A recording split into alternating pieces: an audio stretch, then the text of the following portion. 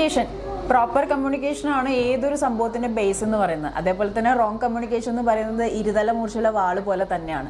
നമ്മൾ എത്ര നല്ലത് ചെയ്ത് കഴിഞ്ഞാലും ചില ആൾക്കാർ അതിനെപ്പറ്റി ഒന്നും സംസാരിക്കത്തില്ല. പക്ഷെ നമ്മുടെ ഭാഗത്ത് എന്തെങ്കിലും ഒരു മിസ്റ്റേക്കോ അല്ലെങ്കിൽ ഒരു വിത്തൗട്ട് ആക്ഷൻ നോ റിയാക്ഷൻ എന്നാണ്. അപ്പോൾ ആ റിയാക്ഷൻ്റെ ഭാഗമായിട്ട് നമ്മൾ എന്തെങ്കിലും സംസാരിച്ചാൽ പോലും അത് പിന്നെ അതായിരിക്കും ഏറ്റവും വലിയ തെറ്റെന്ന് പറയുന്നത്. ഇനിയിപ്പോൾ ഒന്നും പ്രത്യേകിച്ച് പറയാനില്ലെന്ന് വെച്ചോ, അവരവരുടേതായ രീതിയിൽ ഓരോരോ കാര്യങ്ങൾ സംസാരിച്ചുകൊണ്ടിരിക്കും. സോ ചില ആളുകൾക്ക് വന്നിട്ട് മറ്റുള്ളവർ എന്ത് പറയുമെന്ന് വിചാരിച്ച് പാഷനാണെങ്കിലും അവനവൻ്റെ കാര്യങ്ങളാണെങ്കിലും ഈവൻ പേഴ്സണൽ ലൈഫ് ആണെങ്കിലും ഒക്കെ ഹോൾഡ് ചെയ്ത് ജീവിക്കുന്ന ചില ആളുകളുണ്ട്.